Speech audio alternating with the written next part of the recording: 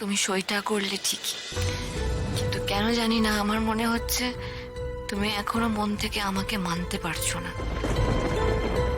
তার কারণ অবশ্যই আছে।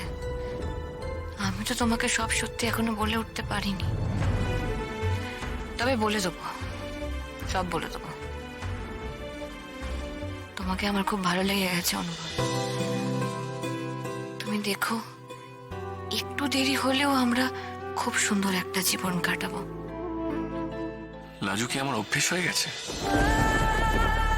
বউ বলতে কি আমি মিছিমিছি বউকেই ভাবি? ইস, এই সময় কেন আমি বারবার ওর কথা ভাবছি?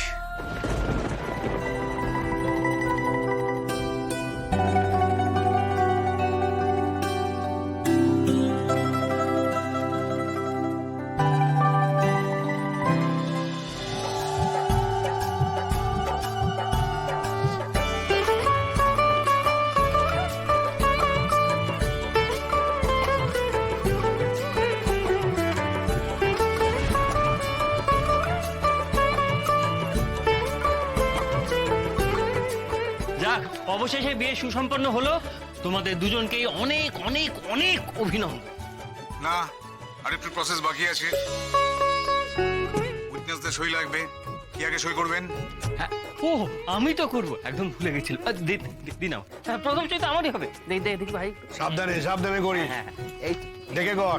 হ্যাঁ হ্যাঁ উইটনেস মানে জানিস তো? সাক্ষী তো কোর্টে হয়। রাইট, কিন্তু এই শুভের বিয়েতে নিঃসাক্ষী হয় না, মানুষের সাক্ষী হয়। তাই তো দেখছি।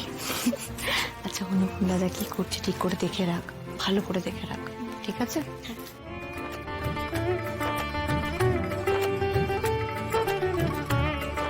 Next witness. এই তো আমি আছি। আমার একটা কথা সবাইকে বলার আছে। থার্ড উইটনেস হিসেবে আমি একজনকে সাজেস্ট করব, আর আমার মনে হয় না তাকে নিয়ে তোমাদের কারোর কোনো আপত্তি থাকবে। একজন এই বাড়ির থেকে, একজন ও বাড়ির থেকে, আর একজন এমন যে দু বাড়ির থেকে, আবার কোনো বাড়ির থেকেই নয়।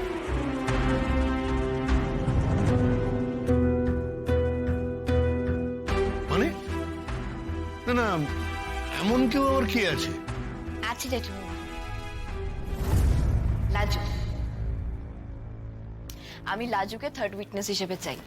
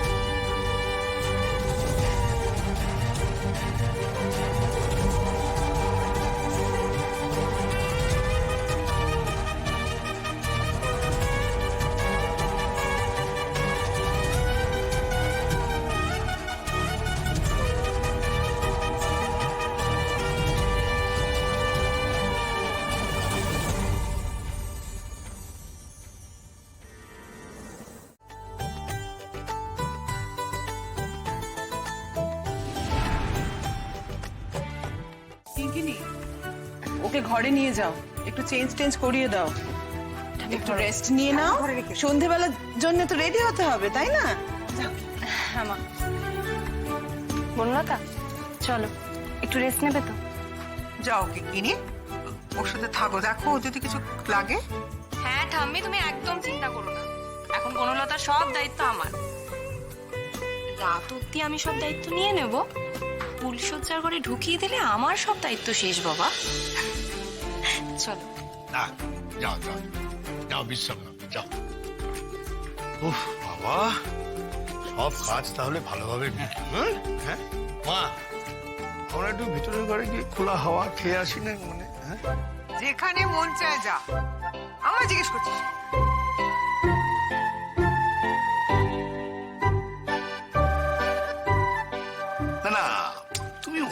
কেন নিচ্ছ?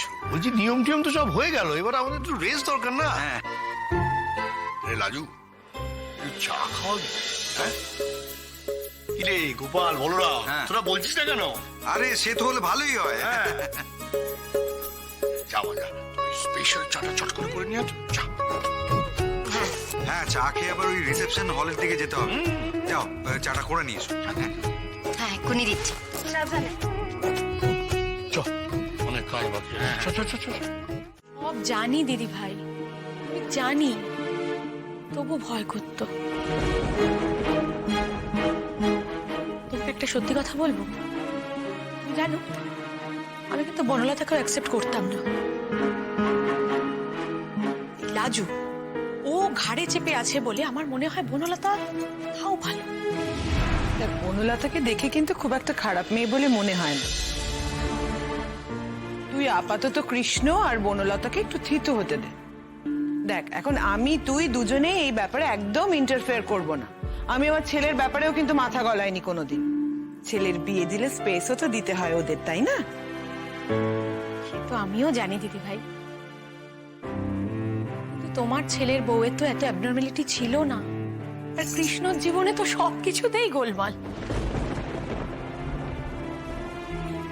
দাঁড়াও, এবার ওই সুদেবের মাথায় আমি ঢোকাবো তার বউকে এই বাড়ি থেকে নিয়ে যাবার কথা। আসবে না? আজকে সন্ধ্যেবেলা আসবে তো? দেখো